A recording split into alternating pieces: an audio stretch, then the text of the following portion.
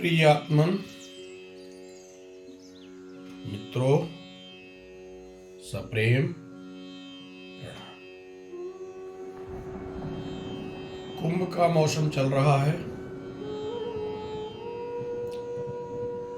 भारत का हिंदू संप्रदाय कुंभमय है।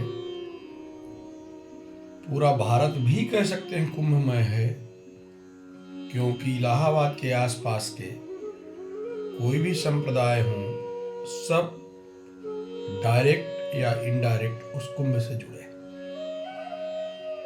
कोई बस चला रहा है, कोई दुकानें खोले हुए है, कोई तीर्थ यात्रा में लगे हुए लोगों की सेवा कर रहा है। कुछ न कुछ करके भारत के या और लोग विदेशों से भी आकर के कुंभ में अपना योगदान दे रहे हैं। कुंभ की पौराणिक कथा सबको करीब करीब पता है। पिछले बार मैंने बोला भी था, चूंकि अमृत के कुंभ से, अमृत कलश से बूंदें छलकी थी, उस कुंभ से कहते हैं। पर इसके पीछे की भावना, पुराण की एक कहानी आप उठाएंगे और कहानी आपके इंटरटेनमेंट करेगी बस, और आप कहेंगे पुराण में कुछ नहीं है। पर उसके पीछे की बातें जब आप गहराई से अंतर्मन में उतारेंगे तो बहुत कुछ है। तथाकथित लोगों ने, जिनने हमारे धर्म को, जिनने किसी भी धर्म को थोड़ा सा जाना, किसी भी बोलचाल को थोड़ा सा जाना, उनने देश को, लोगों को दिग्भ्रमित किया। क्या कहना है कि भारत में हिंदुओं में जाति प्रथा का इतना बोलबाला है, ये है वो है। आप यदि कुंभ की आत्मा पे चले जाएं तो कुंभ में नहाने के लिए ऐसा कोई भी घाट नहीं है कि ये ब्राह्मण घाट है, सिर्फ यहाँ ब्राह्मण नहाएगा, यहाँ शूद्र नहाएगा, यहाँ ये नहाएगा। आपके बगल में डुबकी लेता हुआ व्यक्ति भी कोई शूद्र या और कुछ हो सकता है। कितना विशाल अंतर्मन है, कितनी बड़ी सोच है। गंगा के पास जाने वाला व्यक्ति सिर्फ एक व्यक्ति होता है, एक पुरुष होता है, एक मनुष्य होता है, मनु की संतान मनुष्य होता है।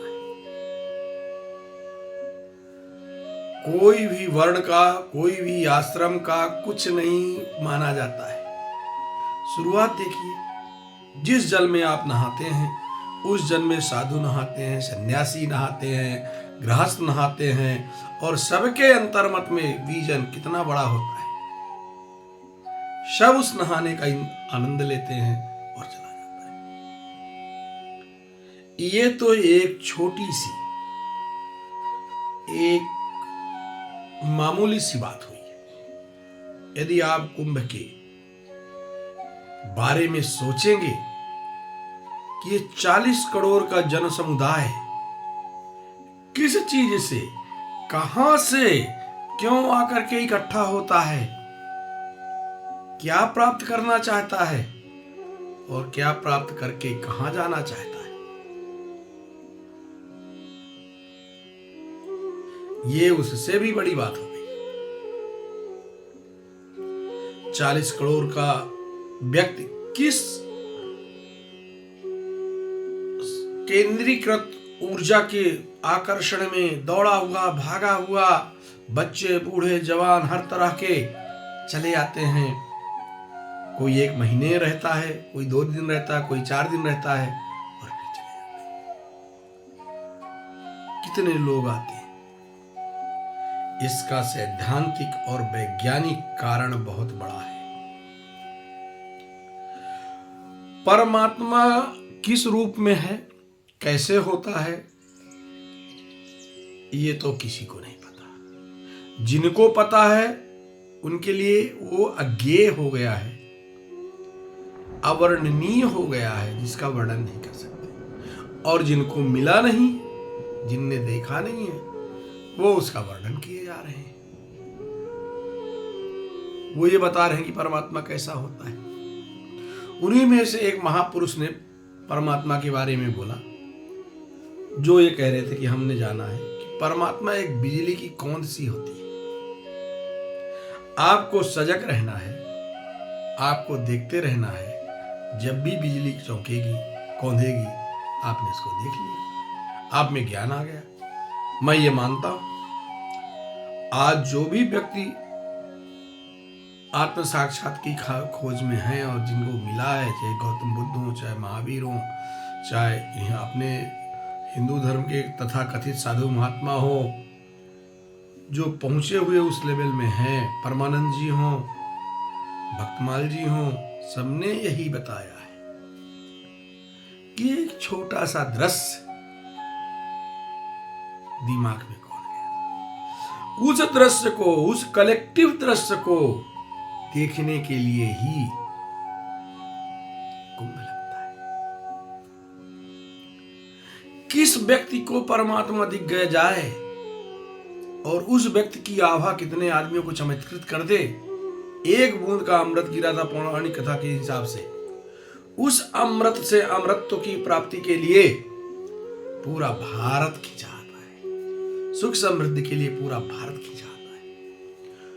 हजारों करोड़ों अरबों साल पहले एक बूंद गिरी थी, उस एक बूंद को रसास्वादित करने के लिए, देखने के लिए हम आज भी वहां खींचे चले आ रहे हैं कि नहीं, गंगा के किनारे संगम के पास यदि उस बूंद को अरबों खरबों का अंश एक मिल जाएगा तो हमारी सारी समस्याएं दूर हो जाएंगी। ये होता है कुंभ में जुटने का मतलब। अरबों लोगों को एक समय में, एक विशेष समय में, विशेष मुहूर्त में डुबकी लेनी है।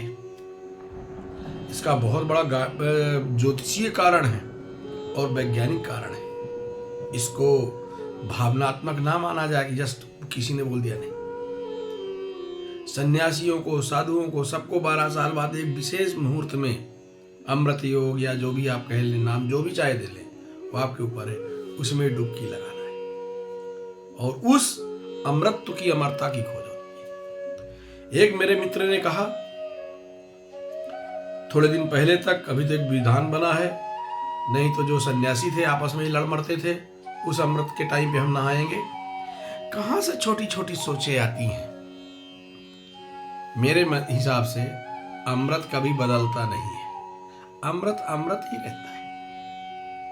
2 घंटे पहले नहाओ या 2 घंटे बाद में नहाओ, अमृत तो अमृत ही रहेगा। नाहक की हिंसा, नाहक की व्यथा न करो। अमृत काल में कलेक्टिवनेस से जो प्रभु की कृपा आती है वो सब में फैलती है। दुनिया में एक धर्म है इस्लाम, मैंने उनसे भी काफी चर्चाएं की थी इसलिए उसका नाम लेता हूं। धर्म होता है, वो हीन भावना नहीं रखनी चाहिए। मैंने उनसे पूछा कि आपके धर्म में मस्जिद में जाके नमाज पढ़ने को, हमारे धर्म में भी मंदिर में जाके ही ज्यादा प्रार्थना करने के लिए बोला गया है।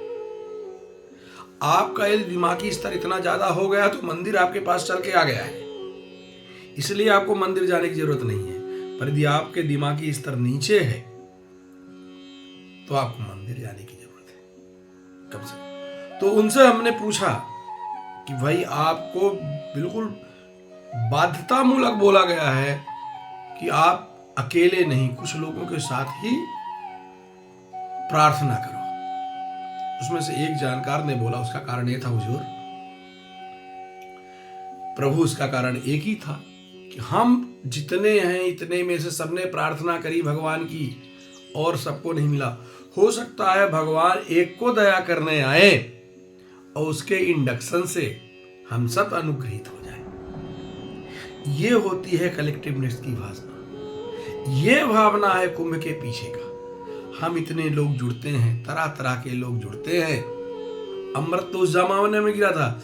हो सकता है हम में से ही कोई पुण्यात्मा हो, जो जागृत आत्मा हो, जो एलिवेटेड पोजीशन हो उसकी, और उस पोजीशन में जाने से, उस एलिवेटेड पोजीशन के चलने से यदि उसको कुछ मिलने आता है तो हम सब इंडक्ट हो जाएंगे, हम सबके कष्ट दूर हो जाएंगे।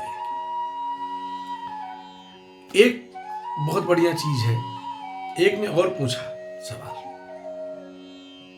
कि हम सब अमर होने के लिए, अमृत का अर्थ होता अमरता, जो अमृत पिएगा, जो अमृत का स्वाद करेगा वो अमर हो जाएगा। तो अमर कौन होना चाहता है साहब?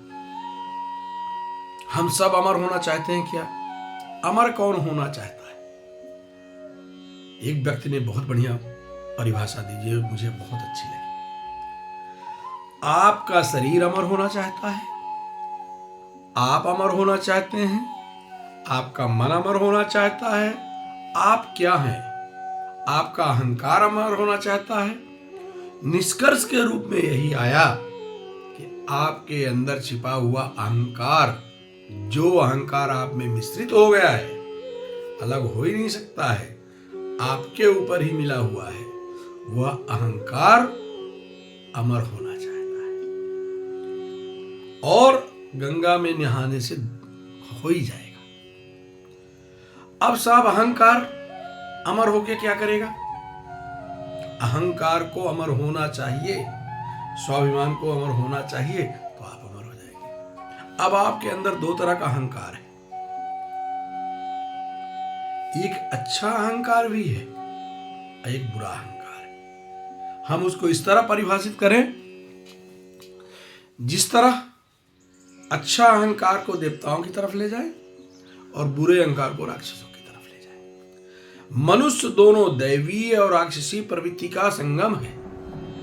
उसके अंदर कभी भी राक्षसी प्रवृत्ति आ जाती है और कभी भी दैवी प्रवृत्ति आ जाती है।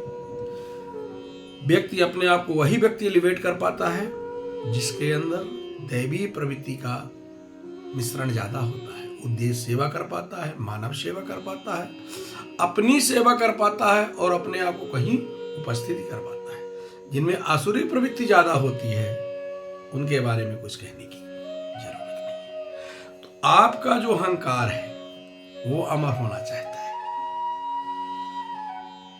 और अमरता तो की, अहंकार तो अहंकार है। दैवी अहंकार की भी पिटाई होती है, राक्षस देवताओं को भी मारते हैं, वो भी उस पिटाई से बचने के लिए, अहंकारी बनने के लिए अमर होना चाहता है। भागवत में आपके लिखा गया है देवताओं कि देवता स्वार्थी होते हैं। अमृत का कलश देखा उन्हें परीक्षित के हाथ में, तो तत्काल परीक्षित जी के भागवत सुनने की व्यवस्था में उनको सुखदेव जी को बैठे देखा तो अमृत का कलश लेके आ गए कि साहब हुजूर ये इनको पिला दो और भागवत रूपी अमृत हमको दे दो। तो स्वार्थ तो स्वार्थी है ही है वो। तो आपके अहंकार ही अमर होना चाहता है। ये शरीर का से मतलब नहीं है उसको, ये शरीर अमर हो ही नहीं सकता, ये तो आपका शरीर है, अमर तो आपका। उस अमरत्व की खोज में, उस कलेक्टिव भगवान के आशीर्वाद के लिए हम सब कुल मिला के आपके मन की शुद्धता आती है। पिछले एपिसोड में हमने बोला है कि जो आपके विचार हैं, जो आपका चिंतन है, जो आपका चेतन है, वो जितना धीरे धीरे धीरे धीरे स्थिरता में जाता है उतने ही उनके गुण, उनकी क्वालिटी अच्छी होती जाती है। आप गंगा के किनारे जाके बैठते हैं, गंगा को देखते हैं, मां गंगा से बातें करते हैं, तो आपके विचार गंगा के साथ गुथ जाते हैं। गंगा की उद्गम, गंगा की कहानी, गंगा का प्रवाह आपके विचार को सम्मिलित कर लेता है और धीरे धीरे धीरे गौतम की उनके गोरखनाथ जी की बात आ गई। हवा की न चलीवा ठवा की न चलिया, हवा की न कहिवा। आज जितना आज जो हम कह रहे हैं वो 1000 साल पहले गोरख, उनसे हो सकता है 10,000 साल पहले भी लोगों ने वही कहा होगा कि ना तो आपको जल्दी नहीं करना है, जिनके पास गए उनसे धीरे से बात करिए, उनको देखिए और उनको ग्रैप्स करिए अपने अंदर। यदि आप कुंभ में गए हुए, सिर्फ स्नान करना, जो आज के 99.9% लोग जाते हैं, स्नान किया, मन में विचार कैसे हैं उनको लिया, दिया, प्रसाद खरीदा, एक कुपिया खरीदी गंगा जल की और आके अपने घर। माँ गंगा को, जैसे माँ के पास बैठते हो तो माँ से कुछ लेते हो और माँ को कुछ देते हो, उसी तरह माता गंगा से बात करिए, उनको अपने अंदर अवतरित कराइए। आंख बंद करिए या खोलिए, कोई मतलब नहीं रहता है, पर ऐसा लगे कि आपके हृदय में माँ गंगा का वास हुआ है और माँ गंगा से आपकी बातचीत हो रही है। उस वार्तालाप में आप देखेंगे कि माँ गंगा ने आपके हृदय को कितना निर्मल कर दिया है। नहाए धोए क्या भया, जो मन मैल न जाए, मीन सदा जल में रहे, धोए बास न जाए। हमको पता है, इस दोहे का अर्थ सबको पता है कि इस बाहर के शरीर को नहला देने से माई हुजूर मेरे प्रिय कुछ नहीं होता है। क्यों? कि जब तक आपके अंतरतम में मैल भरा हुआ है तब तक कोई फर्क नहीं होने वाला है। कुंभ आपको ये अपॉर्चुनिटी देता है। करोड़ों तरह के लोग आते हैं, करोड़ों तरह की साधना पद्धति होती है। शिव सूत्र में 116 तरह की साधना पद्धति दी है उनने अपने आप को एलिवेट करने के लिए। उनसे उनके पक्ष में जाइए, देखिए उनमें से 90% तो लोग फालतू हैं। कोई बाबा उठा के चिमटा मार रहा, कोई बहुत कर रहा, कोई ये कर रहा, कोई वो कर रहा, 1000 2000 10,000 कमाएंगे और चल देंगे, उनकी छोड़िए। पर उनमें से कुछ स्वर्ण निकलेंगे। आप उनको चुनिए, उनके पास बैठिए, उनकी जीवन पद्धति का अनुसरण करिए। अनुसरण सीधे गुरु ही बना लेना या चेला बन जाना का कोई मतलब नहीं है। अनुसरण करिए, देखेंगे कि आपके चिंतन की क्वालिटी बदल गई और तो फिर बल्ले बल्ले फिर तो आप सुखी हो जाएंगे। सुखी सुख बहेगा, रस की धारा बहेगी और आप मस्त बैठे रहेंगे। कुंभ जाना है, स्नान करना है और अंतर का भी स्नान करना है, और बाहर तो करते हो। फोटो खींचना बाहर के लिए तो प्रमाण भी जुटाते हो, फोटो खींच के स्टेटस लगा देते हो कि देखो हमने कुंभ में नहाया है। अंदर की फोटो कैसे लगाओगे माई हुजूर? कभी अंदर की भी फोटो लगाइएगा। बस आज के लिए वीडियो काफी लंबा हो गया। आज गांधीधाम गुजरात में हूँ और यहाँ से आपसे चर्चा हुई। सब